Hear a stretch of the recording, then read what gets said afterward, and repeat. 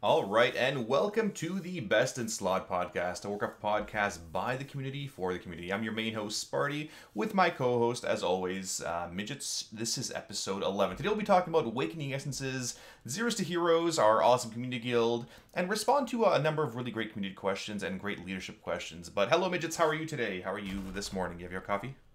I have got my coffee, and happy 2018 to everybody. Oh, yes, I it is our think first. It's Yeah. our first podcast of 2018. That's good. That's exciting. So what was the viewer response to the top 10 list? I thought it was fun. I had a lot of really good comments from it, both tweets and otherwise. They found it hilarious, and they said it's just the right amount of sarcasm and hilariousness that the Warcraft community needs, right? Because praise to RNGesus, we need more legendaries, need more AP, and we'll be talking about legendaries today, of course. I've got another top 10 list in the back of my mind. I thought about it for today, but I thought it was too soon. But we'll have another in the future. Oh, what is it about? Well, I thought we could do one on types of players in World of Warcraft. And since we were having some discussion today, which will make more sense, I was thinking, like we have the Elite Raider and, all of these things, and have the top 10 Warcraft players. Ah, I see. Interesting. I remember seeing some things like that with the Dark Legacy comics and something else. The different types of players and raiders, and But ours will be funnier. All right, so let's start off here with what's new in the community. So I know you've been keeping tabs with what's been going on, and I've sort of been out of it the last couple of days with work. But why don't you start us off? What's new with the community? Well, I think the big news is the purified Wakening Essences. So I figured we could talk about that. And of course, you can't put anything out there without some passionate responses. But we had the purified Wakening Essences. Why don't you tell us a little bit about Lore's post? Yeah, so for those of you unfamiliar, we did retweet this a couple days ago. What's happening now is on the PTR, so the testing realm, I'm going to emphasize testing realm, you have your essences that you guys use right now to upgrade your legendaries from 940, 970 to 1000 item level. If you collect 175 of them, you're able to create a legendary for your class. So for instance, as a paladin, if I have 175 essences, I collect them, I go buy this little item from the vendor. So it's no longer a quest, it's now a vendor item for the upgrade token, as well as the actual little item that creates it. It'll create a random item for your spec, I believe, and then for your class. So as a Holy Paladin, it would go Holy Paladin first, and then it would go Prot Ret. But if I already have all of my legendaries for my entire class, as I do, it creates a random BOA token for another class. So it's the overflow tokens, which is awesome, right? I mean, that's really great. On my Warlock alt, who does have a couple, 970 still to upgrade, well, I'm starting to save up those essences. I've got about 280 right now saved up, so that's guaranteed one extra legendary for my Warlock alt. And given that I don't have best in slot legendaries, or the best ones for that spec, it'll make my life a lot easier come the next patch.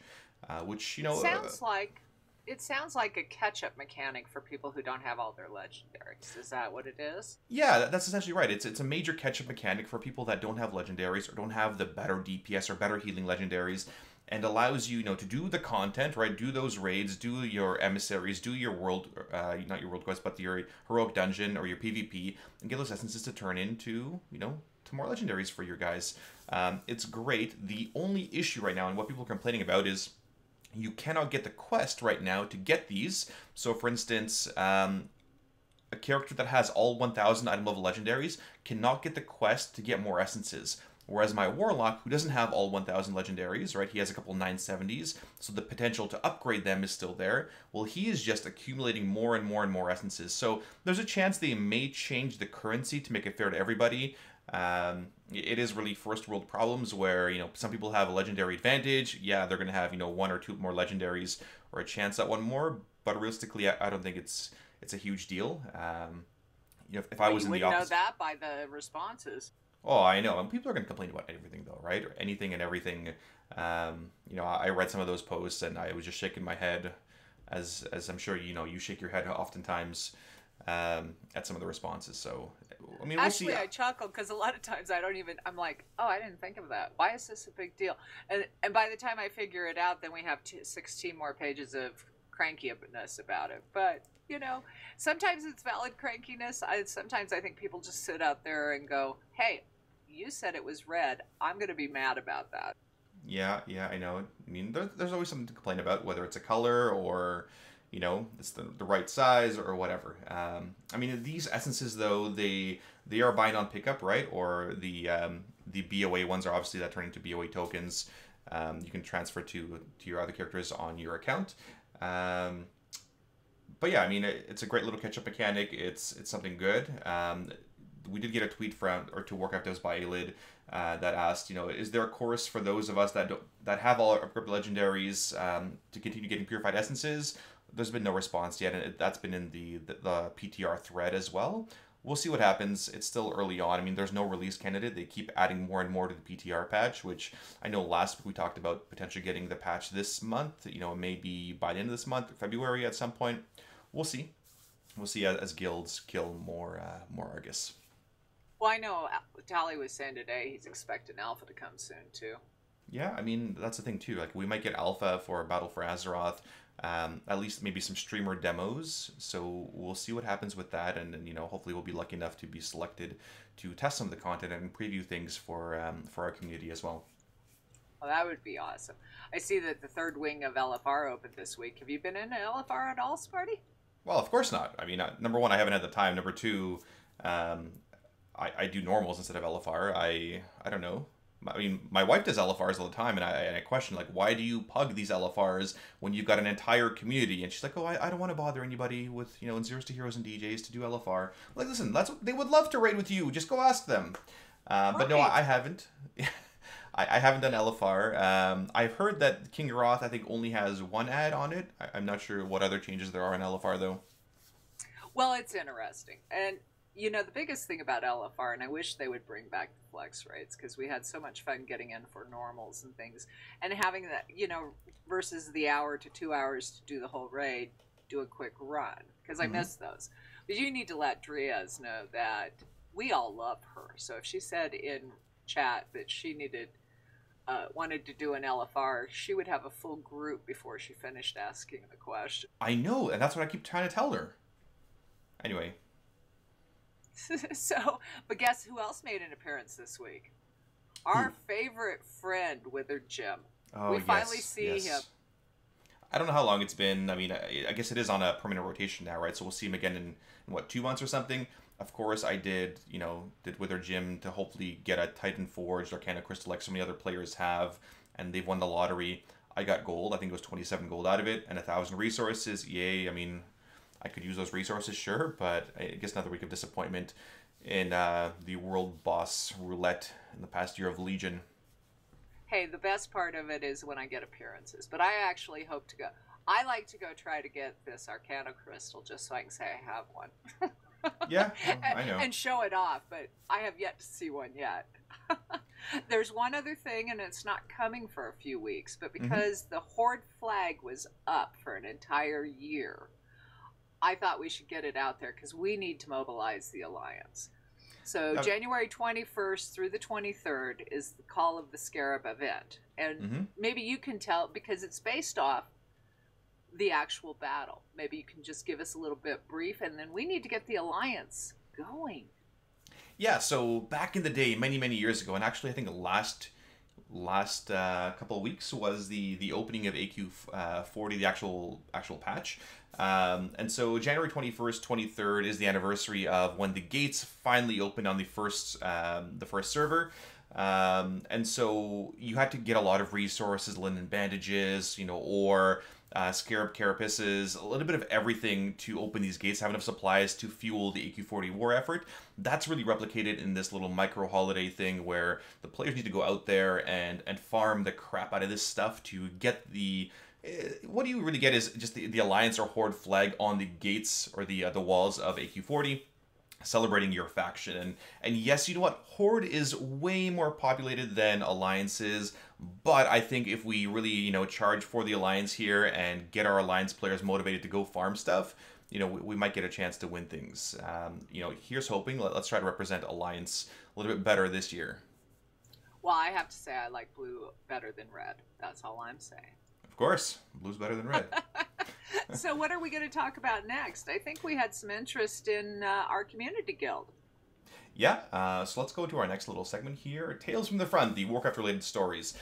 So there's been some really good feedback so far on our community guild, obviously, which we've had for a couple of years now. There's been a lot of questions because people have been asking, hey, I heard about this awesome guild on your podcast. How do I join Zeros to Heroes? And there's been a number of tweets like this. So for those of you interested in joining Zeros to Heroes, it's a community guild for everybody. It's community guild first. It's not a rating guild first. So for those players looking for a home, this should be the last guild you ever join. That's the whole philosophy behind it. We want it to be a home, and really the more you contribute, the more you get out of it. It's one of those things. So if you're on US servers, sorry EU guys, but we do invite you guys to make US accounts like so many other EU players have. Please, make a character on US servers. Stormrage, of course, is the server, so if you transfer a character or create an alt, you want to sort of get engaged in the community, is it going to be a good fit for you? Come create a level 1 alt or level 10 alt, a Death Knight, whatever, and come and chat in guild chat.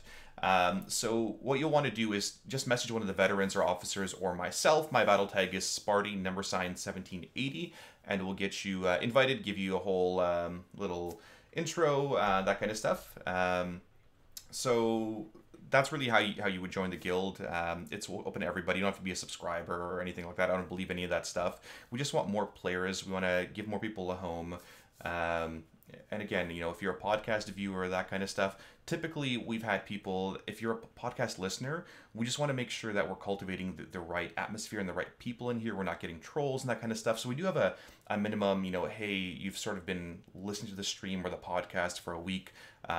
It's not about the Twitch followers, right? We do have this minimum, make sure you're following the Sparty Smallwood stream for at least a week, because we don't want somebody saying, hey, yeah, I just started listening yesterday. I made a brand new Twitch account. Can I join your guild? And that's sort of there to prevent trolls and help protect our guild from that kind of stuff. But I mean, we do make exceptions and, chat with us, that kind of stuff. So anything else you want to add on that one? Yeah, we're a community. We're a community first, and we have a lot of awesome raid teams, but we're looking for people who want to come and have a good time and have a good spirit of, helping others and being out there. So you're wearing the guild tag, and we want you to be proud of your community and share that with the rest of World of Warcraft. And so we're always looking for like minds. Oh, for sure. And it is primarily on Alliance side. We do have a smaller Horde group. I mean, there is a little Horde raid team of alts and things like that. They do raid on Saturdays.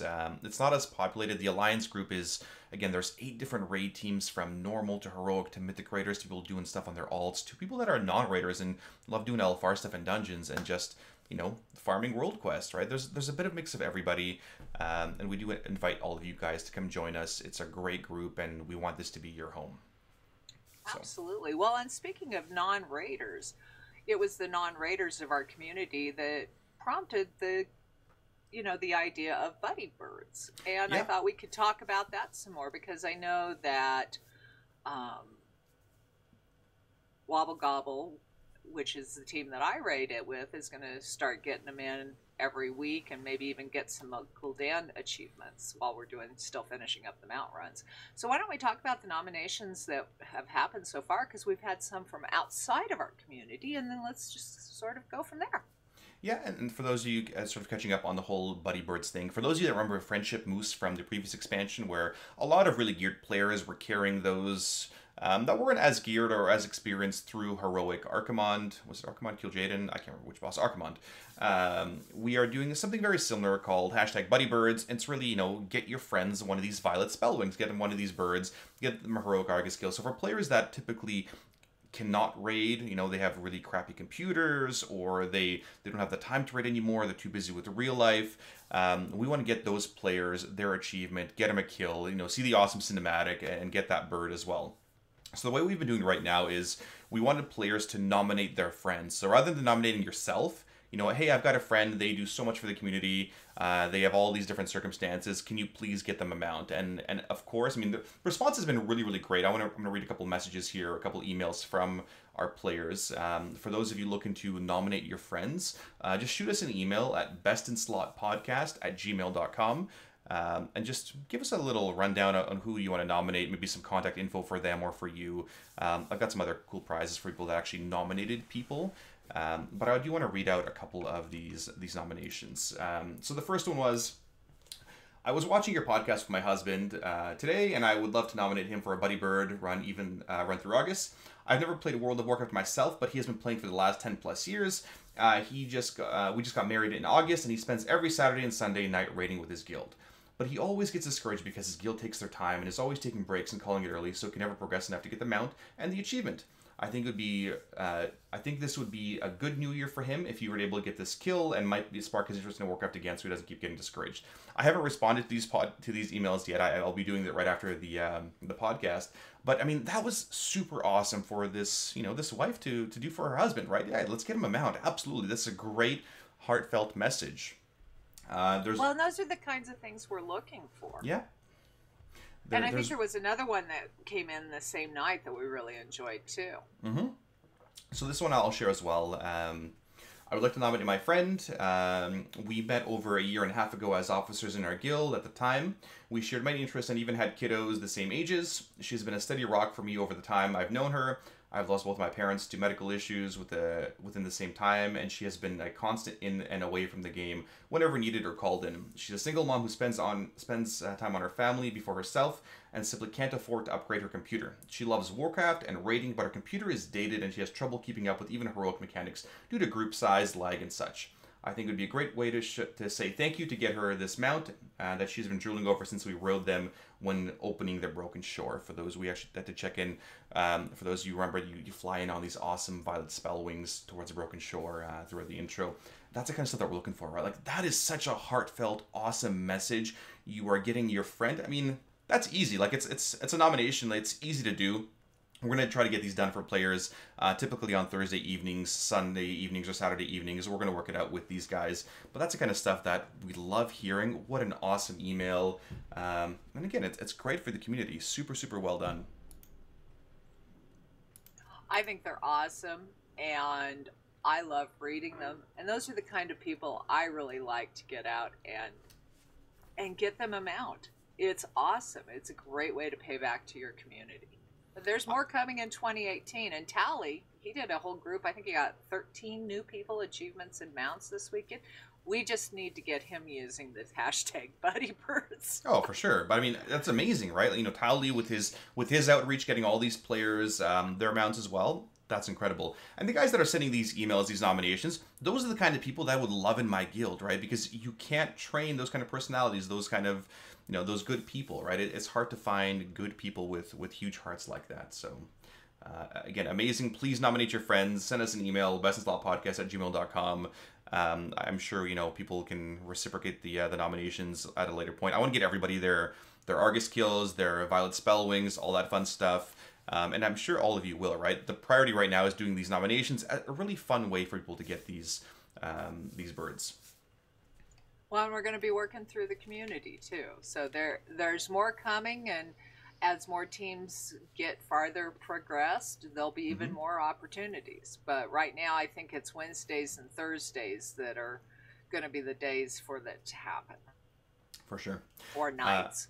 Yeah, well, it'll be Wednesdays, Thursdays, or Saturday, Sundays. We'll see. We're going to iron it out. I want to get all these guys their mounts, and I will work with their schedules to get them a mount, right? Whether they can, only show up on a Tuesday, that's fine. We'll figure it out, right? Well, and not only that, I think we're planning on maybe doing one today.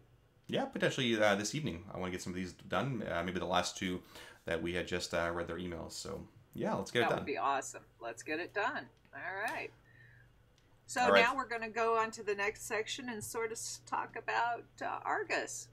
Yeah, so our next little segment here is the keys to a kill, rating advice from the experts.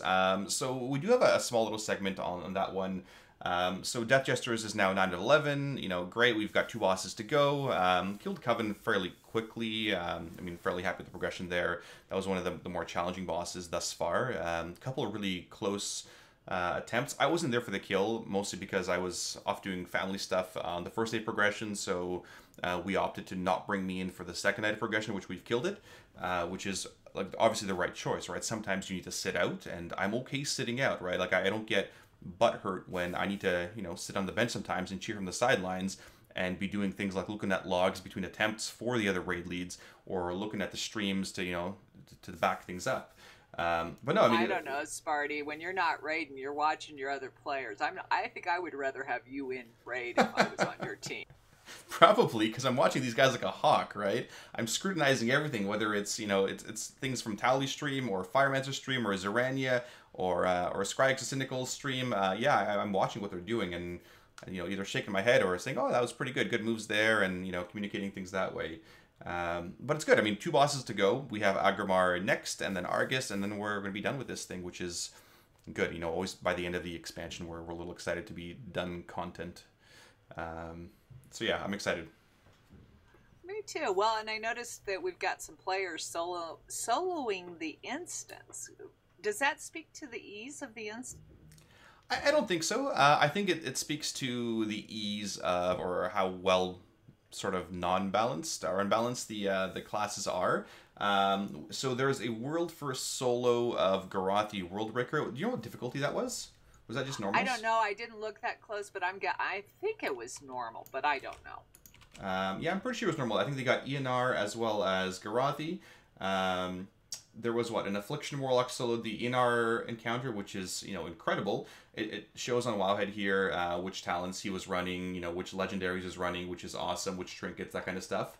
And so I had a Protection Paladin soloed last week, Portal Keeper Hazabel, and now Garathi Worldbreaker. He had a cheesy strategy which involved standing out of range over the Eradication and Fell Bombardment and Carnage. So the biggest thing on this kill is it took 8 hours and 11 minutes. Could you imagine playing a single boss for 8 hours and 11 minutes? That's the real takeaway here. That's... What about the bathroom breaks? Didn't you used to do that in vanilla?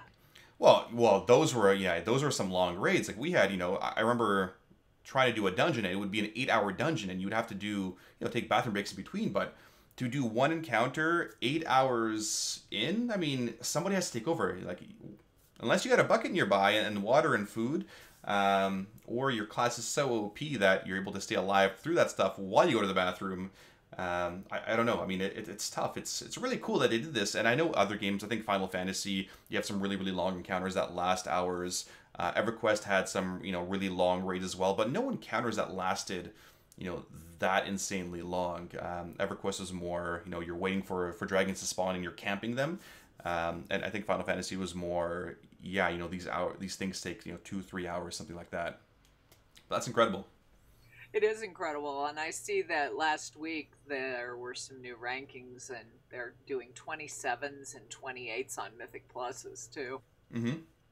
Yeah, no, last week was, again, one of the easiest weeks to do Mythic Pluses, and I think somebody set a new record of doing, an Arcway 27, or there was a level 27 key done, which is, again, incredible.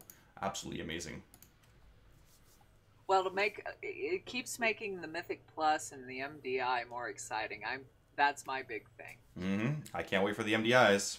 Absolutely. Absolutely. Well, I think now we're going to move on to the bulk of our podcast today, which is going to be Leadership Lounge. That's right. We'll move into our Leadership Lounge. So with this one, we had a lot of really good viewer questions posed by you guys, whether it be email or on Twitter or in-game. We had several different areas we talked about over the week, myself and Midgettes, in terms of the direction of this podcast. But why don't you start off? The questions range from things like drama to rage quit to officers and leader favoritism to whatever else. So if you guys have questions or if you guys have issues, think of it as sort of writing into the show for advice. Please, we encourage you guys to do so. I go over these kinds of things in my coach's corners, frequently when we did leadership tips and advice, or in my stream this is a great medium for doing it as well. Please, if you guys are having issues or if you're unsure about stuff, maybe you don't want me to cover those things on air or live or whatever, I can always just send you a response back via email. But shoot us an email at bestsinslotpodcast@gmail.com with your questions or concerns. But why don't you start us off with our first little question? Well, we had Mr. Grimm's ask, and it was actually in Stream Chat. What do you do with an officer that rage quits the guild that was the main tank because he wasn't happy with decisions the other officers and GM made? He was let back in as DPS and a trial, but still causing drama. But he's a friend of the GM's, question mark. The age-old, friend of GM's, favoritism, there's drama. I don't understand some of these personalities, right? You're a friend. So let's say, Midgets, you were the GM of this guild and I was the tank, and I'm really upset about a decision you've made, whether it be a loot issue or you're sitting me on an encounter. And let's say we're real life friends, right? Let's say we're real life friends and I quit the team, and that puts a bit of a strain on the relationship between you and I, and it sort of screws the guild over, something, you've been working hard at to really build, and putting you in a bit of a lurch, right? It's not a great place to be at, and not a great thing to do to a friend. What do you do with your friends here? But then you let me in, we chatted out, and you let me in, you give me a second chance because you're awesome as a DPS, but I'm still causing issues, but you're keeping me in because I'm a friend, and we don't want to further, or you don't want to further strain our friendship relationship there. Well, what do you do? Well, it all comes down to one big question. This is the one question I always ask every leadership player out there. What is best for your guild, right? It's not what's best for your friends or what's best for, your player or your class or whatever, but what is best for your guild? Is this a healthy decision for your guild? If it's not, then it's probably not the right decision. And over the years, I've had to make many decisions that I didn't like making, right? I totally didn't agree with them, but I had to make them because that was best for my guild. And let's say somebody screwed me over and they quit and whatever, or they were planning to, I may have to still invite them to the raid, for instance, because that's what's best for my raid team and my guild. So what do you do in this situation? Well, you might not want to be able to not bring them back, right? If this is the kind of personality people have and they're still causing issues, then maybe you just need to, in the words of Frozen, let it go, right? Let this person go, and they're not the right fit for your team. Again, it depends on the player. I'm all for second chances. I completely believe in second chances, but after this point where they're still causing issues, maybe they're not best in the health of this guild. Well, and that may not be the case. May be the case. The biggest thing with any kind of drama or interactions is people see one side of it, and as a leader, okay, and I'm gonna sort of go out and pick on you, Andreas. Here she is your wife, and your raid team, as a general rule, isn't watching your stream, so they don't see you back in the days when you two raided together. Yeah. You being equally, if not more so, hard on her, and so there's missing parts to that. It's really hard when I have somebody come to us and say, Midget, this is going on and Joe is causing problems. Because usually when I drill down a little bit farther, it's not quite that cut and dried. And so you have to have those decisions and discussions. And when it comes to leadership favoritism, when it's perceived, it's often perceived with only half the story. So we let a retired raider come back. Well, he's getting special treatment. Well, they don't know about all of the conversation behind the scenes. So what do you do with that? Yeah, absolutely, right? You don't see, that what else is going on, right? So to your other comments, where it was myself and Andrea's rating, that was a really tough thing to do because here I am streaming these things live, right, in front of, thousands of viewers, whether it be Lei Shen or whatever, and I'm the GM as well as, my partner, my girlfriend is rating next to me. So that extra eye is on me to not give favoritism. I mean, not that I would, because that integrity is super important to me, but I can't show favoritism, right? Because again, what is best for the guild? Well, it's not for me to show favoritism to my girlfriend because, yes, I like her, but at the same time, that's going to hurt the guild long term. So you really need to, decide what's important, right? Whether that friendship relationship is more important, or whether the whole integrity of the guild and the long-term health of it is more important. One of our viewers did mention, for the player that rage quit, you know what? This might not be a good fit for them, right? To play with your friends, it's sometimes really tough, right? If my friends were to play with me, as a raid lead, as a guild leader, I might need to call them out on certain mistakes or, criticisms, or need to swap them out. And that's really tough too. I had to do that back in vanilla when I played with a lot of my relay friends. And, that put a bit of a strain on our relationship. But it's okay to, be in different guilds and still be real life friends. Well, I can honestly tell you, just from my perspective, I'm not a big one. If you G quit or you rage quit in the middle of a raid, that's probably something that I'm less forgiving of than making a mistake. Mm-hmm. So for me, that one's sort of a, all right, you're done. And that's where I go. But I'm sort of a hard nose. Yeah, and that's fine. I mean, we all have our different personalities, and if somebody wants to, toss up their apron and throw it at you and say, I quit, well, okay, sometimes you just need to let them go.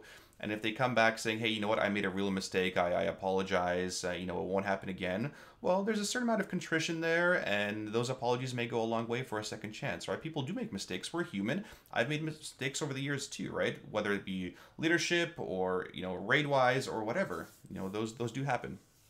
Okay, but let's go back to the question. So, in Mr. Grimm's opinion, he's still in the guild, he's still causing problems, but he's the friend of the GM, and he thinks that's why he's there. Mm-hmm. So, the GM is super scary, Sparty. I'm scared to death of you, I'm not going to talk to you ever.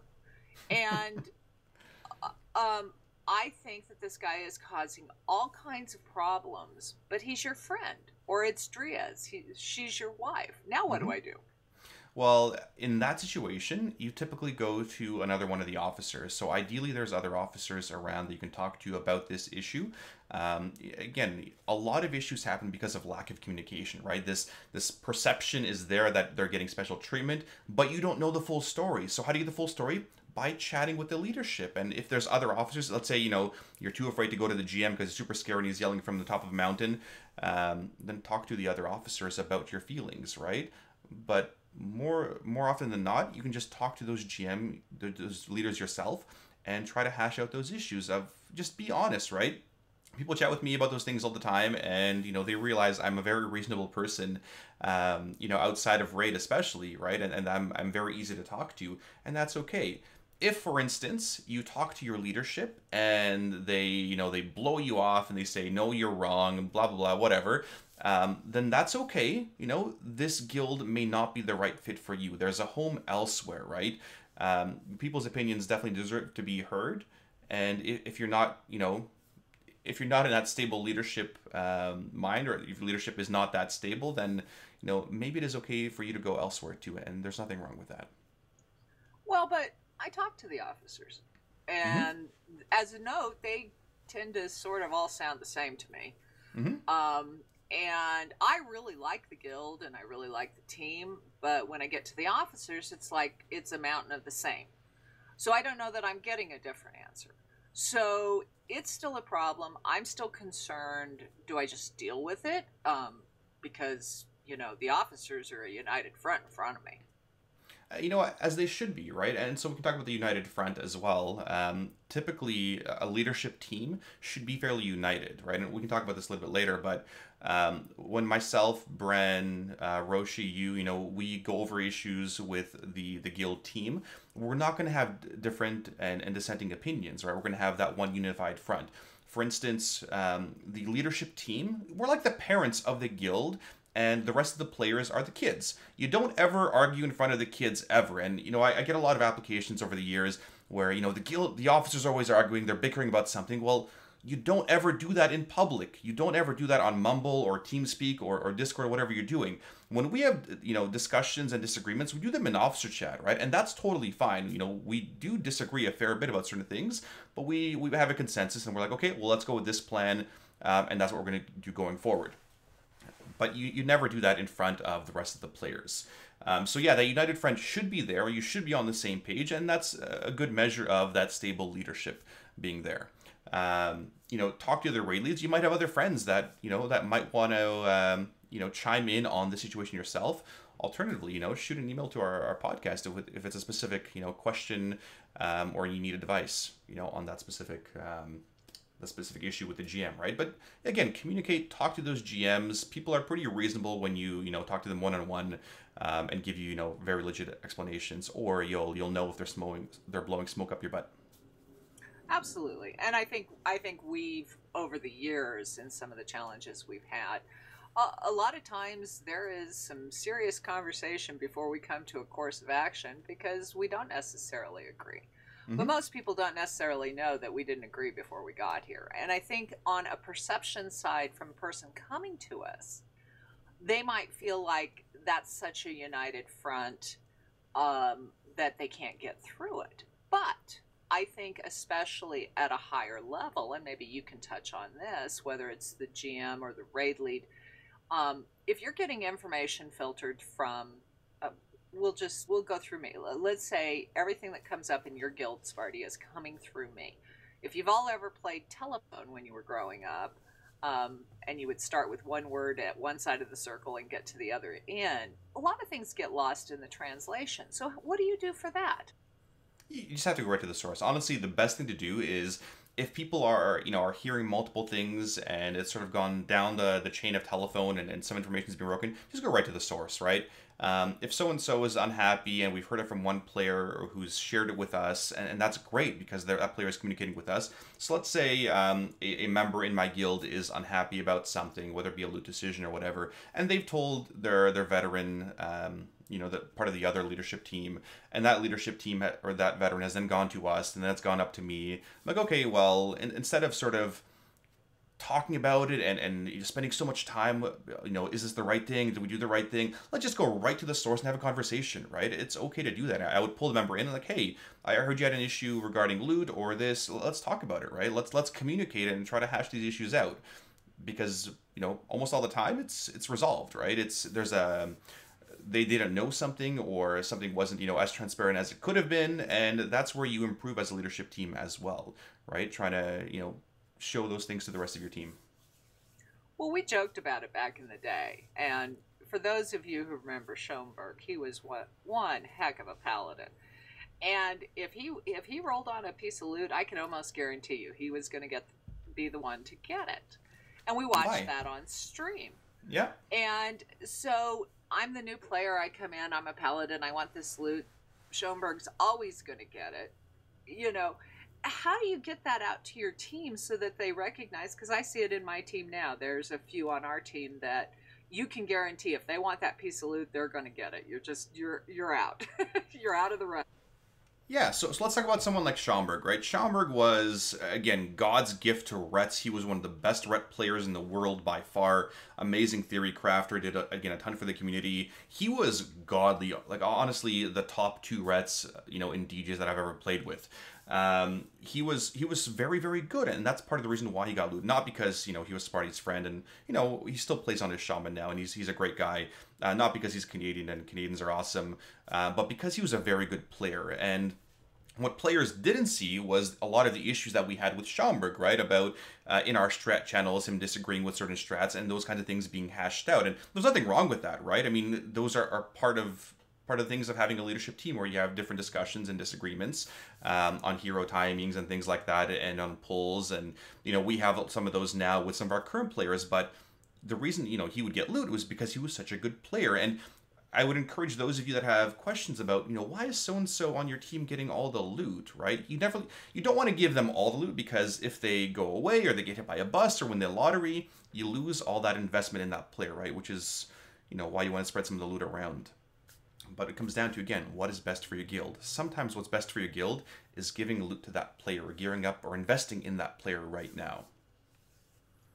Absolutely. Well, and you mentioned something when you were talking about Schomburg, and they missed some of the probably, but you're wrong, Sparty. And I think that what happens is, we'll use call out. Let's say you call out, I'm going to pick on Aelid. He's not on your team anymore, but I'm going to pick on him. Let's say you call him out for standing in the Fellfire. And he comes back, hopefully not during raid, and says, "No, Sparty, that's not what happened. Here's the logs." How do those conversations happen? Because some people don't feel like they can come back and have those conversations. They feel like you just call them out and say you messed up, and they go, "No, no, I didn't," and they can't come to you. What now? Well, let's go back there for a second. So let's say your GM, your officers are giving a directive of let's do it this way. Let's get the strat going this way. That's our plan for it. And one of your raiders says, no, that's wrong. We should do it this way. I saw it in the video. This is what the other guilds are doing. Let's do it this way. Take that back to if you guys are in your workplace, whatever it be, whether it be a smaller setting, or whether you're working at Tim Hortons or you're working at a larger corporation, you're in your workplace, and your manager, supervisor, boss asks you to do something, and you say during the team meeting, in front of everybody, the 20, 30 people, that they're wrong and that the other company is doing it this way. How do you think that's going to go across, right? There's a time and a place to have those discussions. It's definitely not in the public, right? You don't want to be showing that kind of dissent in front of the rest of your peers. When you have issues like that of, hey, I think we should try this differently, or I think you made a mistake calling me out, those are the kind of private conversations that you typically have.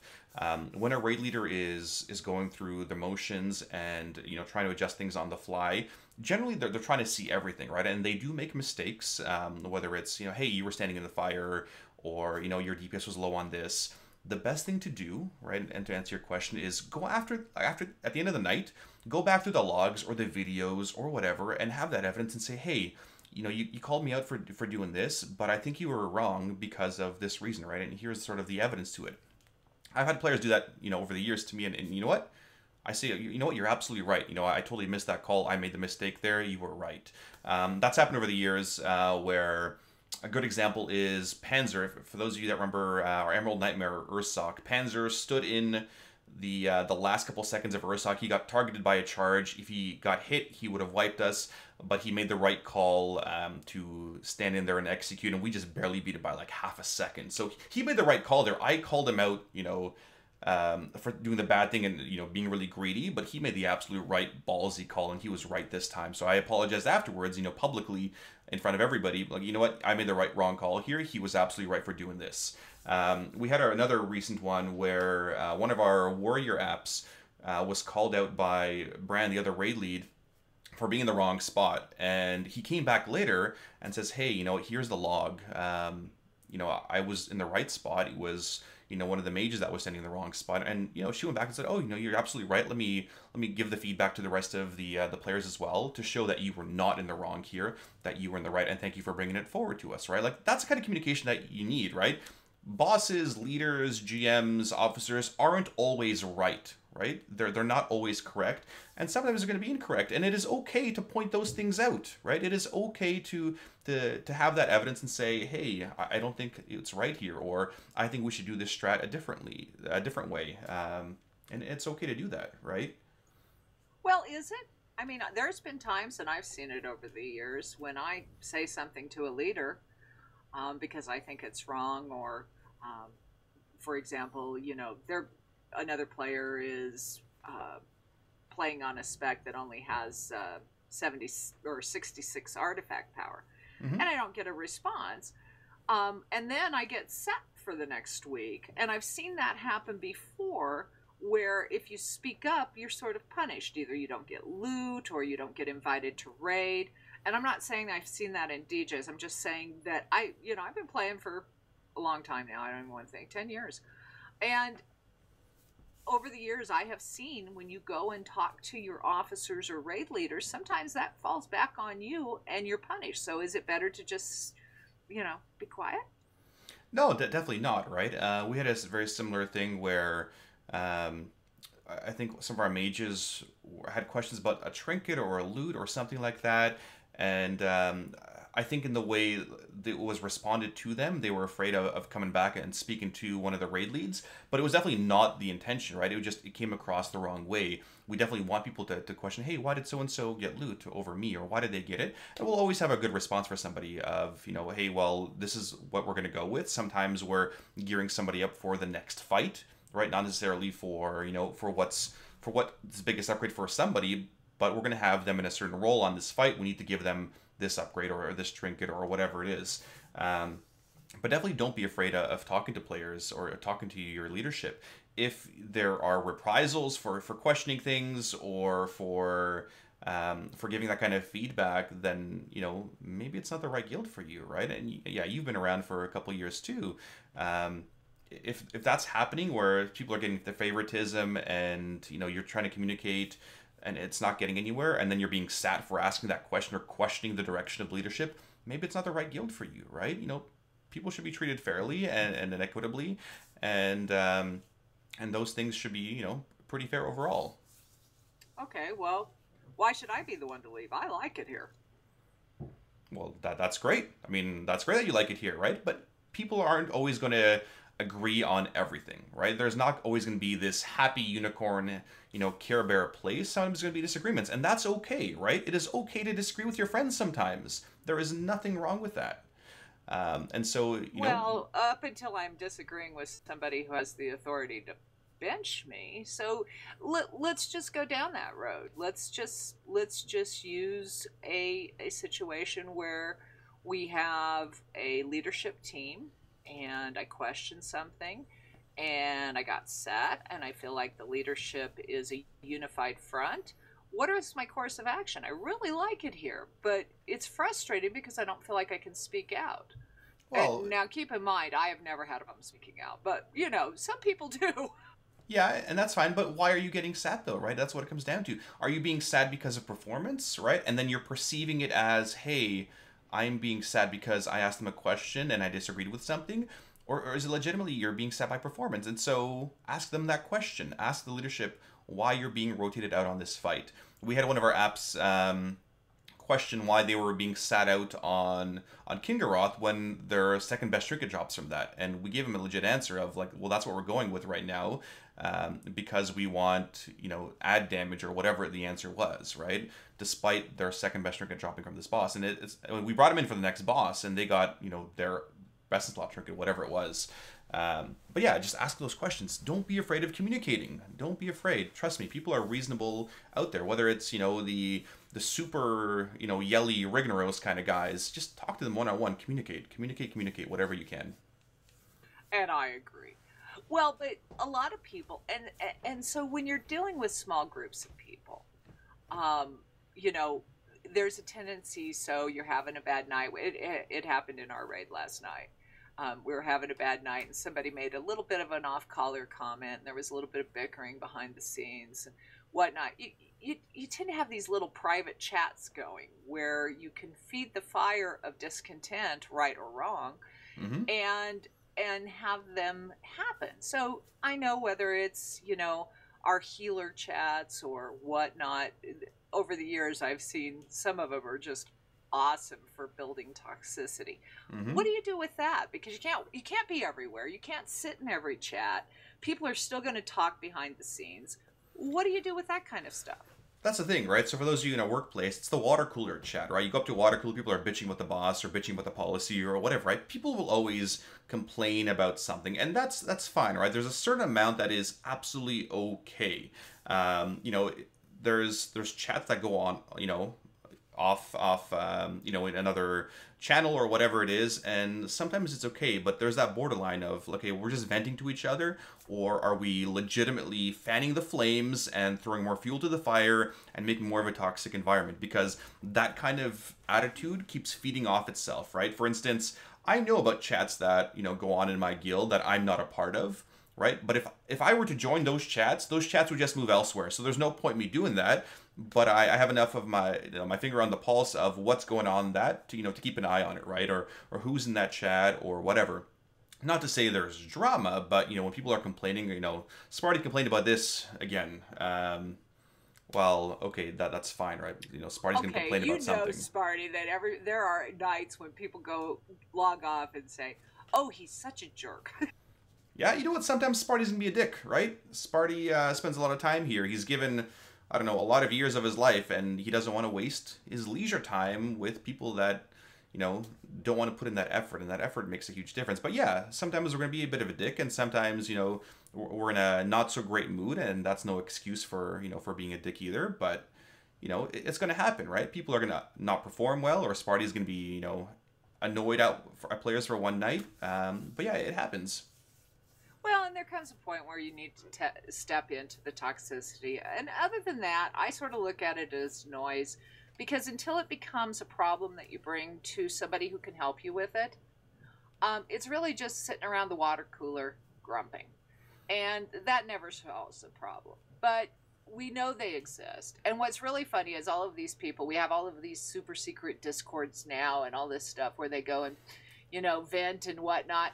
And what they forget is at least one person at some point will clip that chat and bring it to us, and I just roll my eyes. But it is something that happens in probably every guild out there, and it's stuff that you, as a leader, you need to be aware of, but don't put a lot of emphasis on it unless it's starting to detract from what? The guild or the team, because it is about making the team first. But let's move on, because I have some other questions that come. And a lot of this, Sparty, comes from you as the GM of Death Jesters, and you've got a great raid team and a great guild, and you have a great community in Zero Snows. The last couple of years, you've had a marriage, and you moved into a new house, and a baby who is adorable and just turned 1, and a new position. What have you learned from having real-life priorities that sometimes supersede all of this raiding and guild leading? Because it's one thing when you're there. What about when you're not?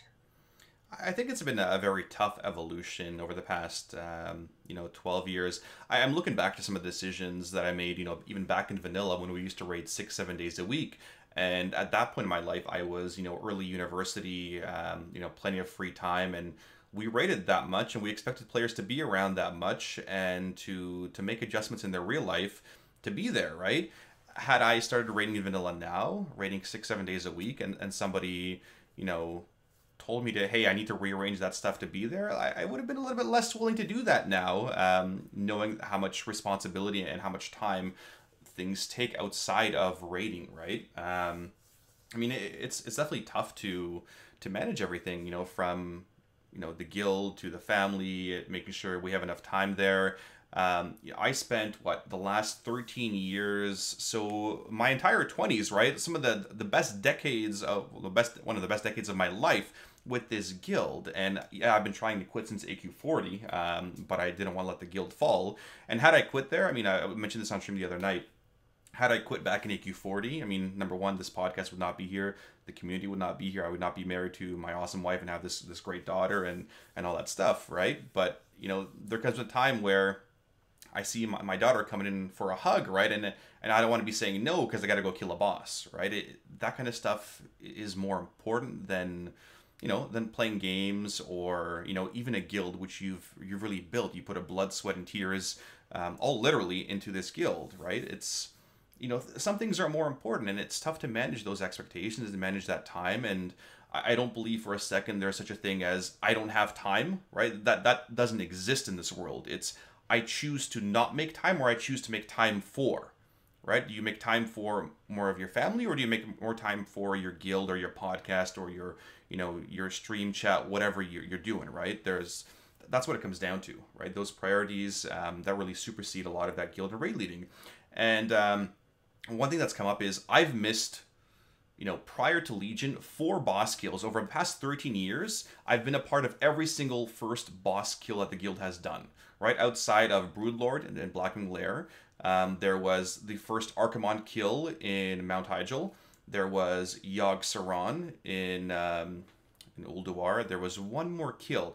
But this past tier, this expansion, I've missed what? I've missed our first Iminar kill, our first Coven kill, our first Kingaroth kill, and there might have been one more. So definitely that time it's a huge shift, right? Luckily we have the healer core to help, offset that when real life is really demanding. But it's clear that if I've missed, 3-4 kills in this one expansion alone, then I may not have as much time for raiding as I used to, right? And my priorities are shifting elsewhere. Well, and I know we were having some discussion about, we talk about the success.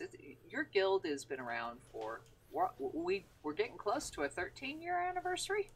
Yeah, end of this month will be 13 years. Okay. And one of the conversations that came up was about the differences of rankings when you are there and when you are not. Let's chat about that because there's definitely people that come and watch your stream and go, man, he's hard.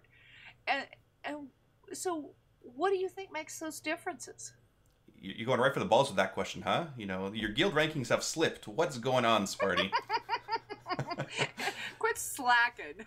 Well, I mean, part of it is, how effective is your leadership team, right? And that's a really good measurement of what have you done to really build that team of, is my team successful without me? Well, look at what just happened, right? We just talked about me missing all these kills. If they're successful in killing these bosses without me, that's a good measurement of success. It means, number one, I've trained, good Holy Paladin apps, and I've trained a good leadership team and raid leaders to do what I would expect of them, right? That is great. I think one of the comments was, when Sparty is not around, our rankings have slipped, but when Sparty was in raid and on hard on everybody's asses, we were like top 50 no problem. Or when Sparty was really running things and had his fingers in everything, we were top 5, racing for server first and that kind of stuff. Yeah, I suppose that's true. At least part of it can be true.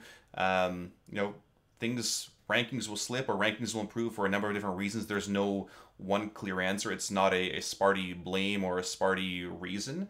Sometimes it's recruitment. Sometimes it's people moving on. It's tough to replace those players. Sometimes it's a strat or a composition, as we saw in the last tier with Tomb of Soak Garrus. But it's a number of different things, right? It's tough. It's tough to manage those expectations as well. But I mean, if your team is chugging along and people are enjoying themselves, and yeah, it may not be the exact same as it was, as long as that measure of success is still there, I think that's what's still important. Well, and I think that's a good answer. And I've been around for what, 5 years, working on 5 years. With your team and guild specifically. And I know that the one thing that I really have always admired, and I chuckle because there are people who are like, he's so mean. You're mean equally to everybody. I don't see you playing favorites, even with Driez back in the day. By the way, if I couldn't raid with you as your wife or girlfriend, because I would get up and stab you in the back or something, because you get so cranky. Just no. But you're a hard nose everywhere. But you're fair.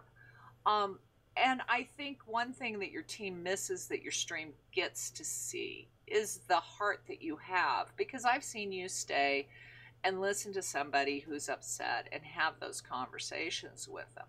And your strength has always been in communication and your caring. And I think that as much as the stability or the hard nose that, some people like to make fun of and say it's horrid, it really motivates the team in its own way. And the synergy when you're in the raid is different too. And I think that's just different personalities. And that doesn't mean that the other people are doing it differently. I know for myself, though, I'm sort of spoiled. I expect Sparty to yell at me when I mess up. I expect to probably flip him off on the screen behind, where he can't see it, and then go on. But the one thing you've always provided is a fairness to that, being a jerk.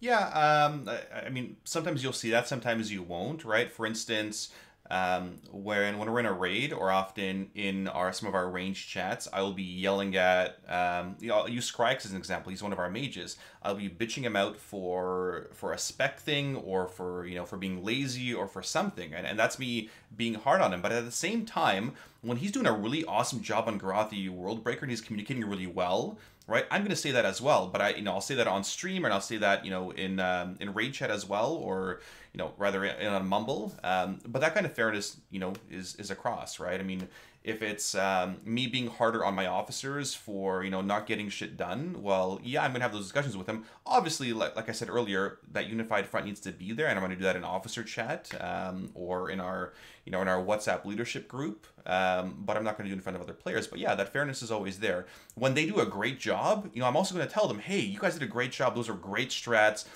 great spreadsheets, that was really good leading. I'll do it both ways, and people need to be receptive and pay attention to that too.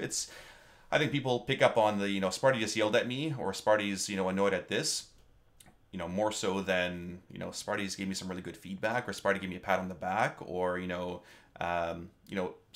know. I gave Ariana the feedback the other day when she was Great Father Winter on our podcast. I'm like, listen, people really loved you, right? People loved you on the Great Father Winter podcast, and it was awesome. It was, you did a great job.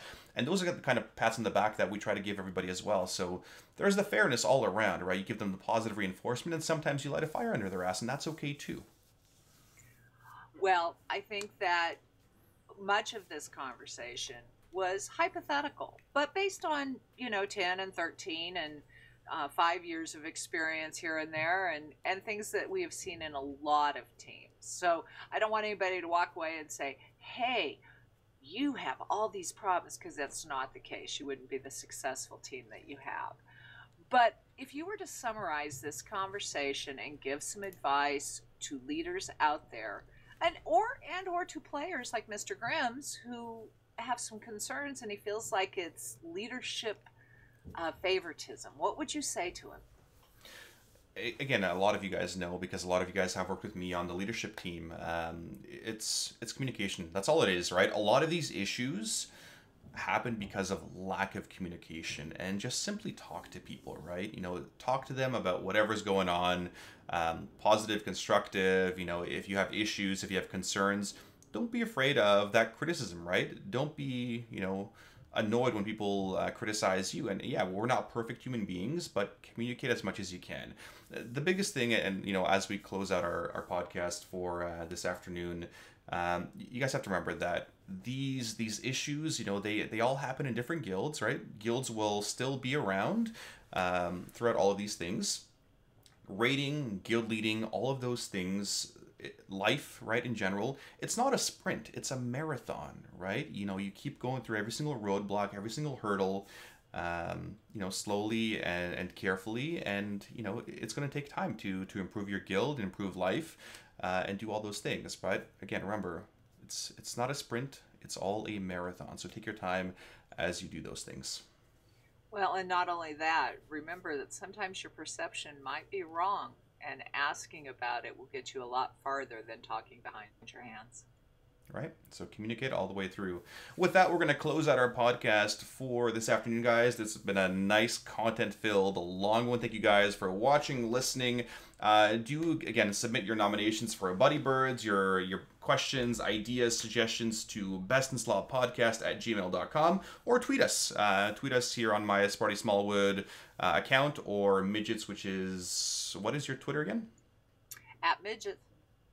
It's just Midgettes. Perfect. So we'll see you guys next week with a brand new intro. The song is coming. Thank you. We finally decided on what we're doing for, for some to increase our production values. We'll see you next time. Thank you guys for watching, listening, be excellent to each other, and as always, live your life heroically. Have a good one, friends.